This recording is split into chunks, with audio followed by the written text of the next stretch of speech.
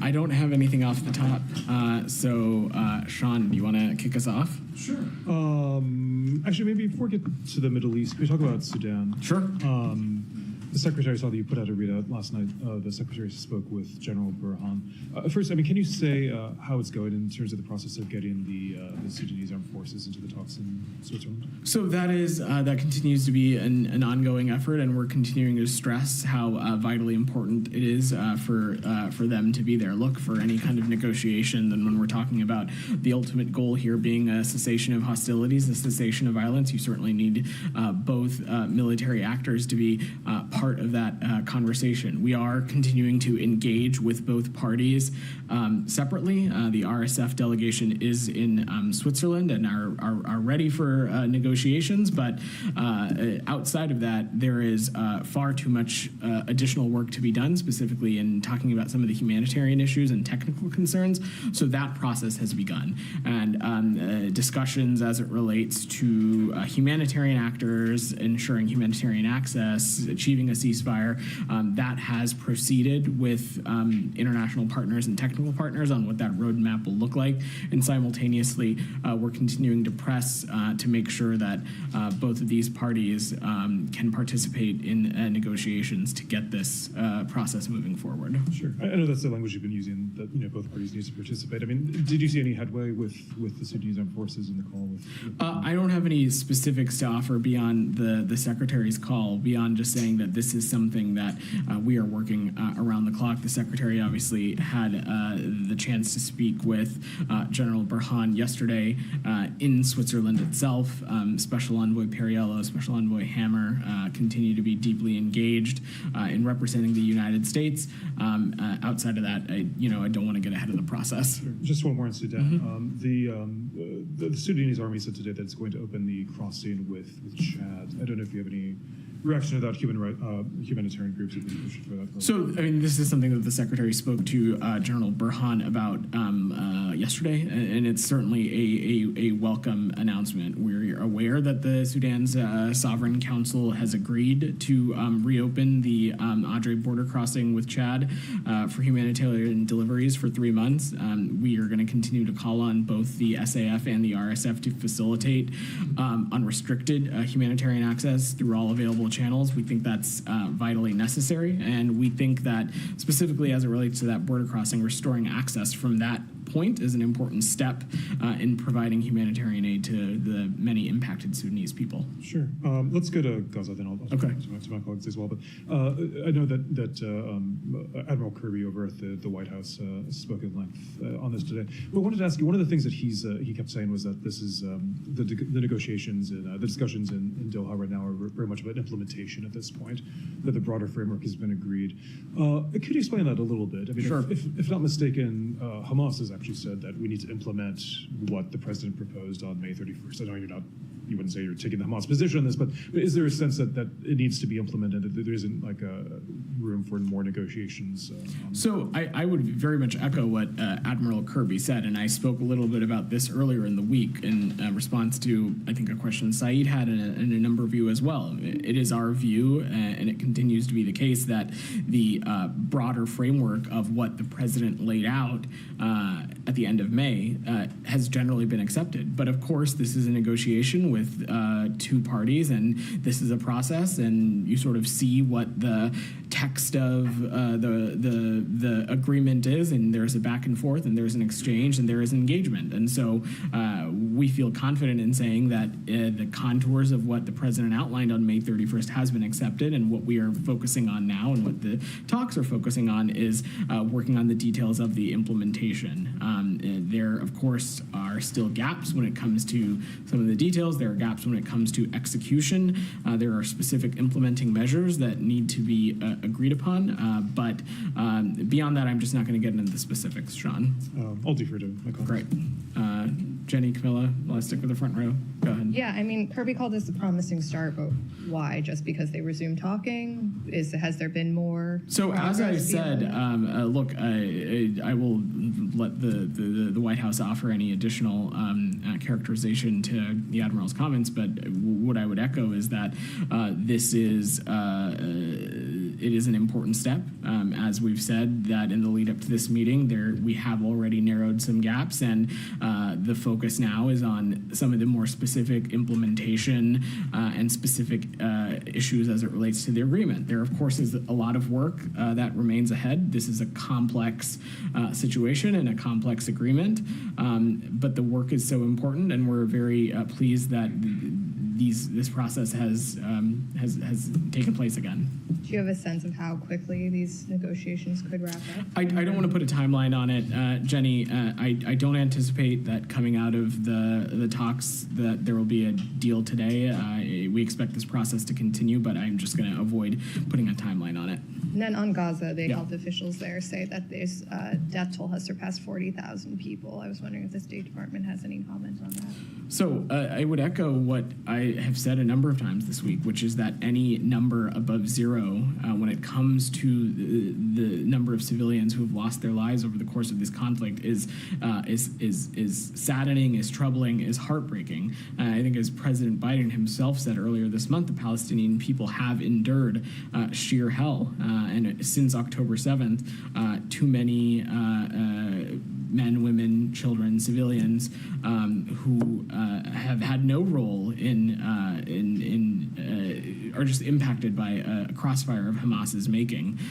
We've urged and will continue to urge the Israelis to conduct their military operation in a way to avoid civilian casualties. As I've said, there's a moral and strategic imperative there. But Jenny, since you asked the question, I want to highlight, though, that the fastest way to create improved conditions for all, including the Palestinian people, including Palestinian civilians, is for the parties to accept and finalize this deal for an immediate ceasefire, hostages released, and increased humanitarian aid and safe civilian return. And we really hope that with the process that restarted today, that is what is awaiting for us at the other side of the finish line.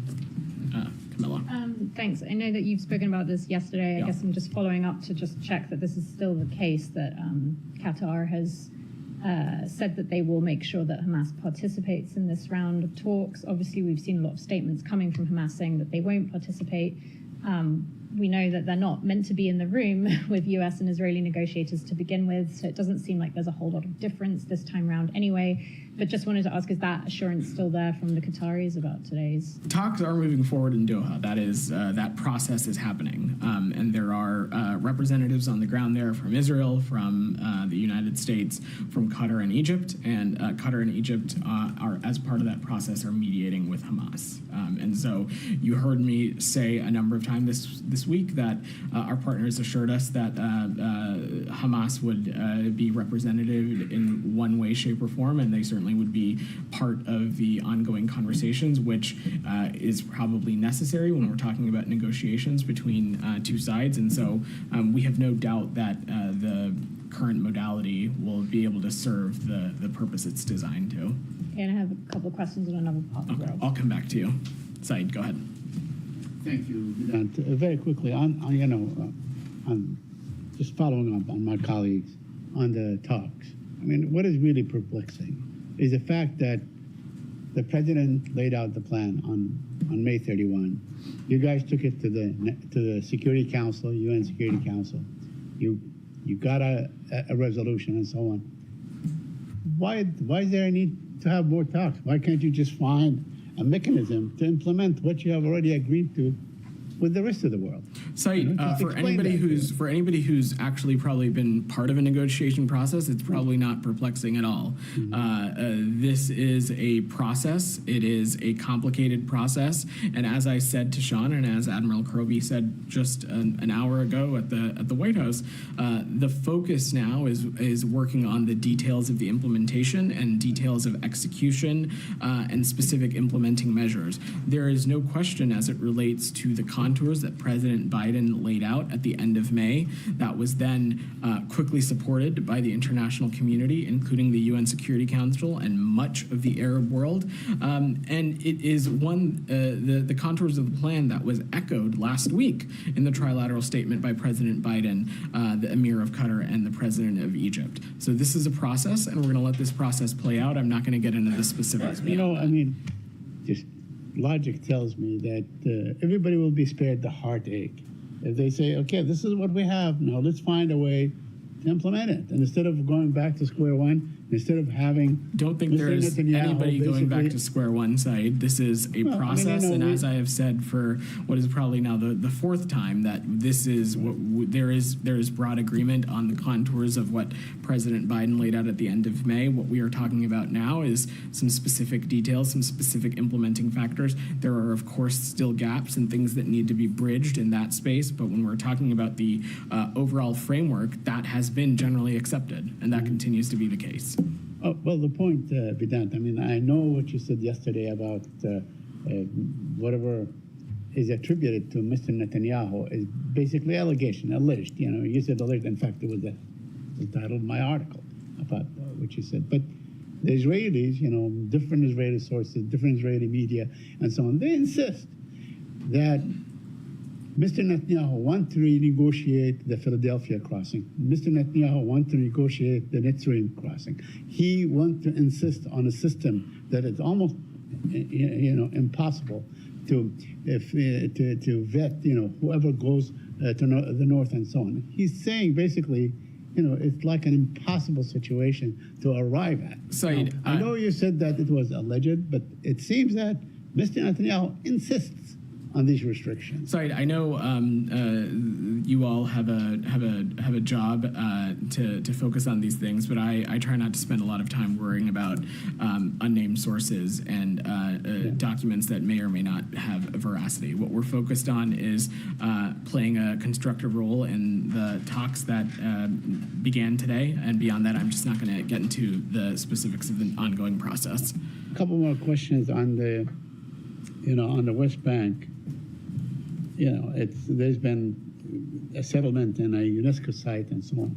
I wonder if you're aware of the report and if you have any comment on that. I've seen those reports, Said, and again, this administration has spoken out against Israeli actions that undermine territorial continuity for a future Palestinian state. Something like this would certainly be that. Every single one of these new settlements would impede Palestinian economic development and freedom of movement and undermine the feasibility of a two-state solution. Simultaneously, Said, what we have said a number of times continues to be the case, which is that the Israeli government's settlement program, we find that to be inconsistent with international law, and we certainly oppose the advancement of settlements in the West Bank, and this would certainly be an example of that. If you indulge me one more, Vedant, just to follow up on what Jennifer mentioned about crossing the 40,000 mark. I mean, this is more than 10 to 1 as far as all lost life is precious and so on.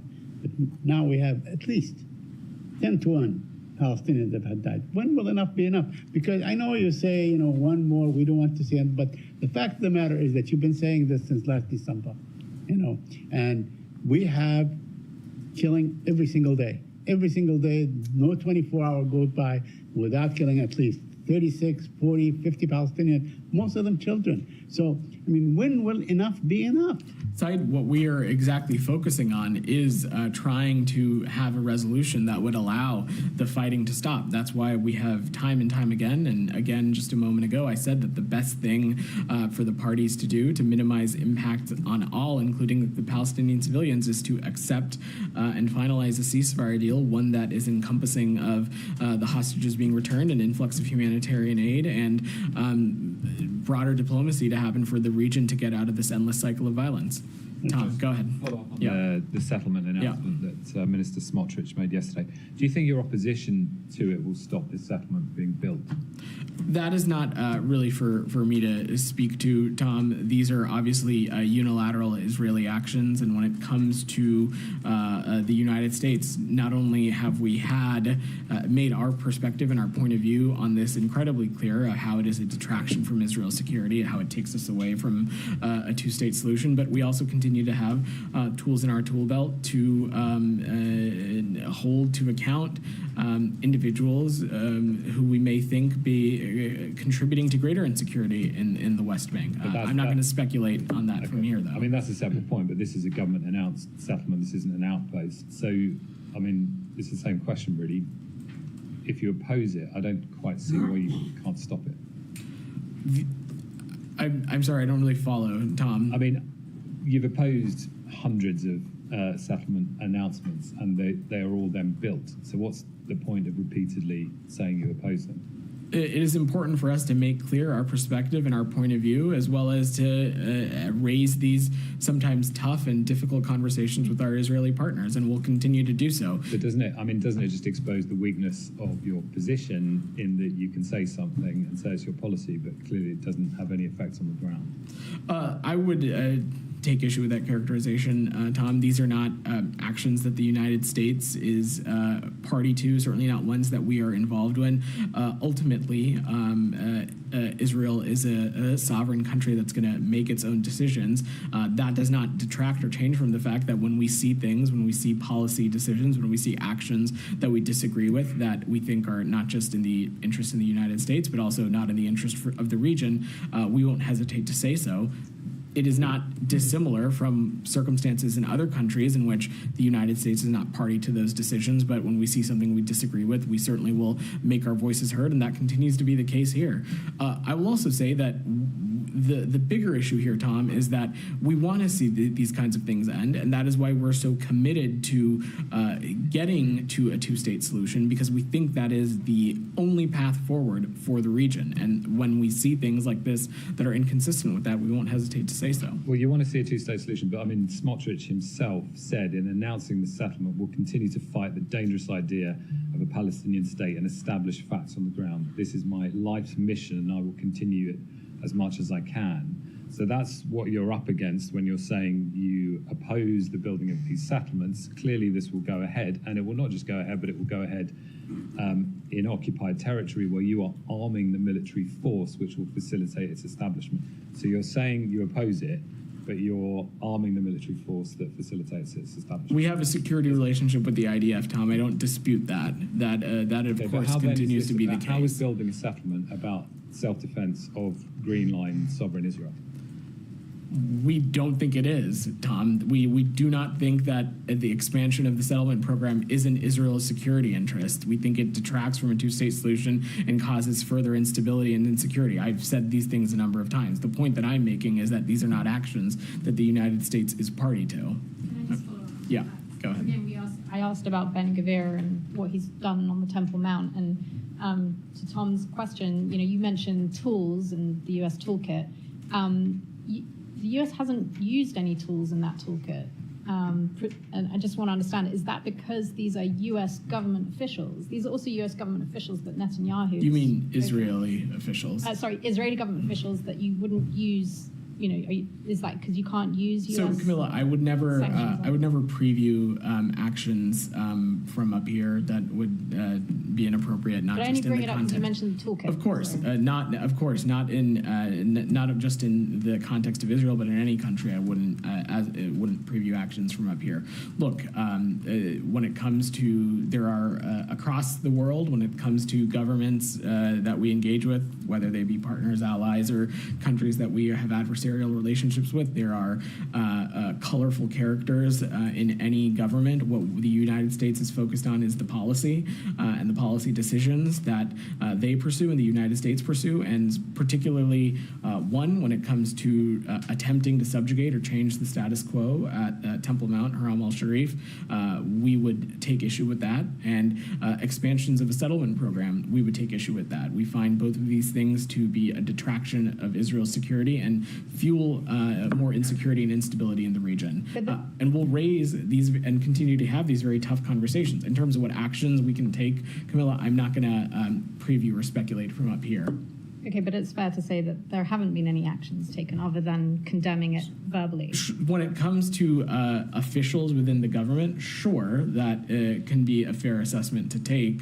But you have seen us, particularly when it comes to actors in the West Bank, we have found to be sowing division, sowing instability, sowing insecurity. We have taken action, and we've spoken about that a number of times from up here. I will just remark that the reason that these actions are being taken by settlers in the West Bank is because they do get a green light from said government officials to be able to behave like that.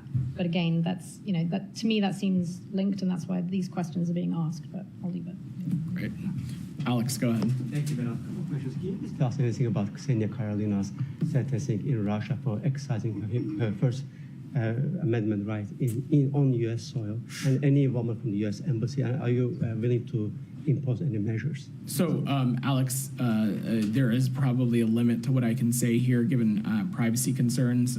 We are continue to be aware of reports of an American citizen, a dual national American citizen, that had a sentencing today in Russia.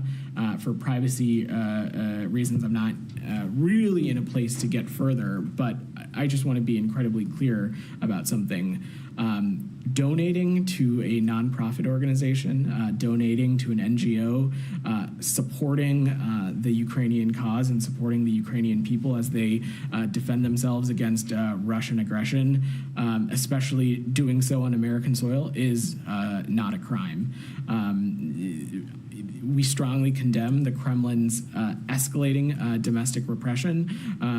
And outside of that, as it relates to this particular case, we continue to raise this directly with the Russian government and continue to seek consular access. Alex, you and many others here, we've talked about this a great deal. Russia has a track record of, when it comes to dual nationals, not recognizing their American citizen status and, frankly, being uncooperative when it comes to things like meeting their obligations under consular conventions. But we'll continue to remain deeply focused and engaged on this. Given the definition you just described, so you consider her arrest as wrongful? We've not made any formal determination, Alex. That's obviously a separate deliberative process. What I can say is just what I have seen in public reporting on whatever merits exist in that contributing money to a nonprofit organization, contributing money to efforts that support the Ukrainian cause, in our eyes and from our point of view, is certainly not a crime. Thank you. On Ukraine, we heard from the White House this morning.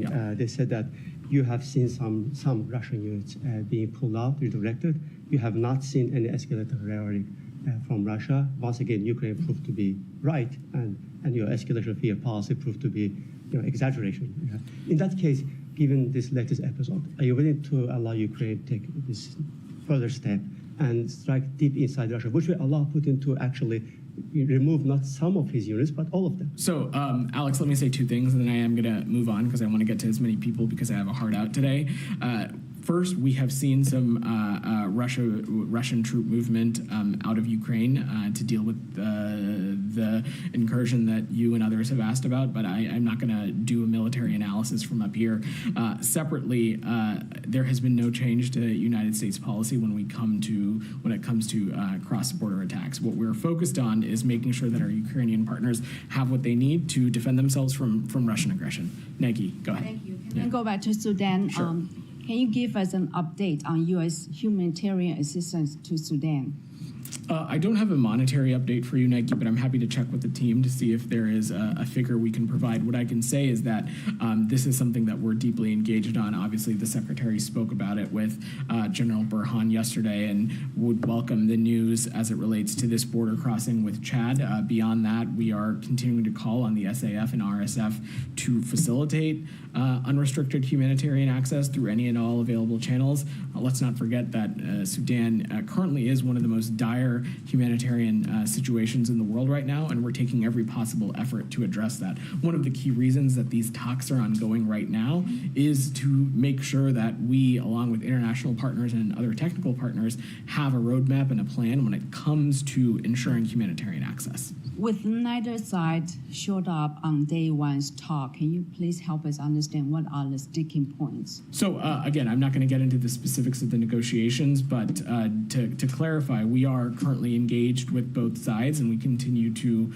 stress the importance of having the SAF come to Switzerland and participate in the negotiations jointly. It's obvious that would be necessary when we're talking about cessation of hostilities or a cessation of violence. The RSF is in Switzerland, and they stand ready to negotiate, but we're continuing to engage with both sides, and I'm going to let this process play out. If I may ask, global health emergency MPOX, does the State Department has any plan to update these travel advisories? And to provide timely information? So I spoke a little bit about this earlier in the week. U.S. embassies in the region have issued alerts to U.S. citizens amplifying the CDC's Level 2 travel health notice for Mpox. For further information on that, I would defer to the CDC. At this point, we're not seeing any major issues of flight cancellations, and we certainly don't expect that at this time, but this is an issue that we are deeply engaged on. I will also just note, since you asked, Nike, that to support the effort as it relates to Mpox, the United States is donating 50,000 doses of the FDA-approved Jynneos vaccine to the DRC, and we're also working with other countries, the WHO, and other international partners to look at the vaccine delivery situation and see what other lines of efforts we can support. Go ahead, in the green, yeah. Yeah. Canadian doctor Ben Thompson, who volunteered in Gaza earlier this year, posted a video on X in which he tells the story of a doctor in Gaza who was forced to strip naked and stand for 2 days by Israeli force, urinating and defecating where he stood. He was only allowed to treat his patients while naked. Do you have any comment on that? So I've not seen that video, but if those reports are accurate, certainly that would be deeply troubling and just outright offensive. And if true, the IDF should look into these allegations and hold to account any perpetrators. But again, I don't have more information. Okay, I have two more. Beyond what you said. 2 days ago, Israel killed pharmacist Dr. Juman, her mother, and her 3 days old twin in a strike. No other unit were struck in that strike, which makes it a very precise and targeted strike. Since you are in direct contact with the Israelis, can you ask them, or do you have any opinion why would they target and kill a grandmother, a mom, and a 3-day-old twin? I don't have any specific information on this, and I'll let the IDF speak to their own operation. Okay, one more. I got to work the room because I have a hard off. Go ahead. Yeah, on the sanctions announcement this morning, given the timing and the talks of potential chatter within the region, is there any sort of message or sort of underlying response to the timing of sanctions on Hezbollah and the Houthis as of now in conjunction with Treasury?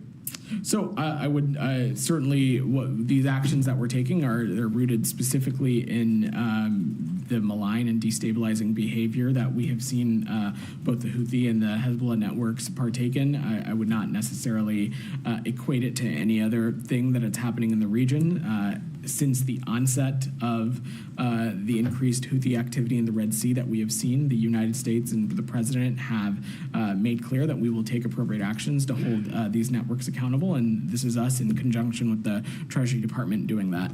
Go ahead. The Doha negotiations are being held without Hamas, and Geneva negotiations are being held without an important party from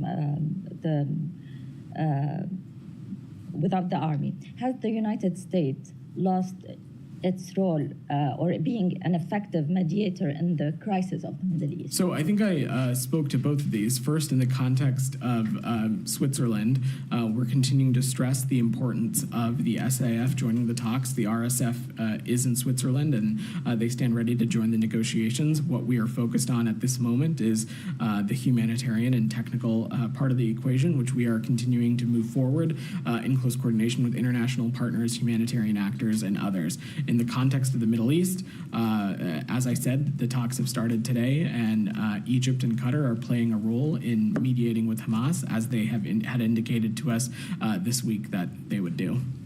Go ahead, in the back. Yeah. It seems, based on different reports and what the president himself laid out, there is a connection between the Iranian attack on Israel and the talks in Doha.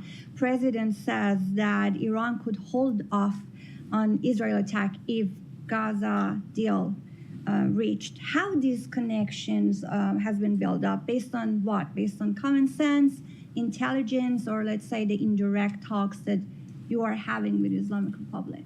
So I'm just not going to speculate at all. Again, you've said, me and Admiral Kirby have said this numerous times this week. I'm not going to speculate on a potential Iranian response.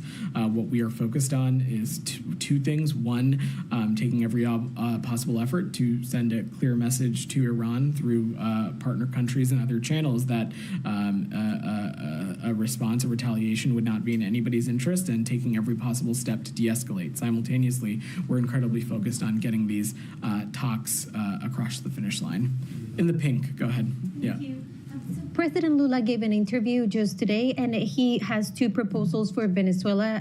So he's laying out the possibility of a new election, but he also is asking for a coalition government. And he was very strong in his demand for Maduro to give answers. He said that Maduro owes Brazil and the world an explanation.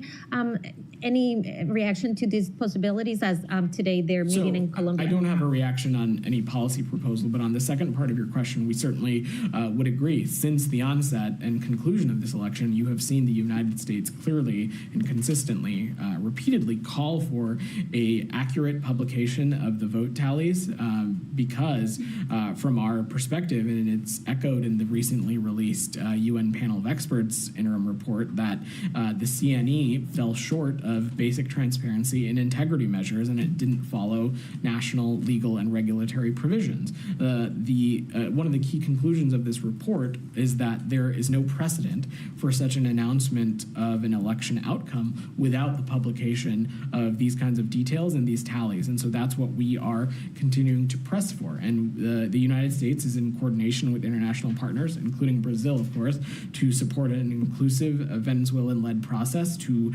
reestablish democratic norms. Just a follow-up. So Mexico made sure yesterday to leave clear that they want the tribunal, the TSJ, which is what Maduro is asking to try to take over the investigation within the country, and instead of the CNE, which is what the rest of the region is proposing. Is a valid actor the TSJ, which is a tribunal that is appointed by Maduro?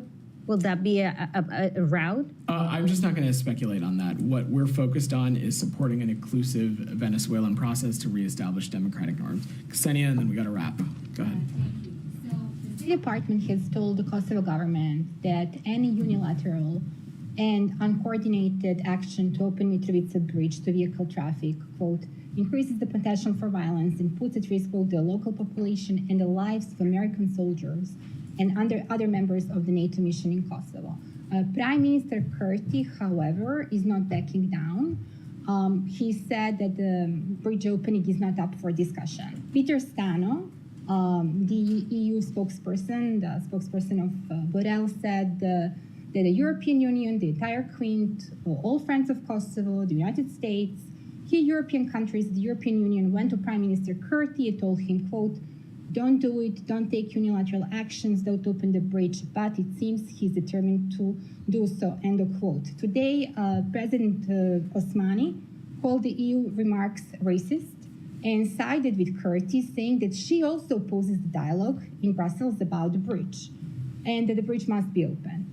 Osmani comments came shortly after she was briefed about the security assessment of putting American soldiers who are serving in the KFOR at risk. So my question, what will the United States do to protect the lives of American soldiers in Kosovo from unilateral actions by the Kosovo government, and what kind of consequences, if any, you will be imposing in case they put the lives not only of American soldiers but also everyone involved? So I've not seen those comments or remarks, so I'm going to have to check with the team. But let me just say that we certainly won't hesitate to do whatever is needed to hold to make sure that U.S. personnel and our people are protected. But beyond that, I'm going to have to check back with the team.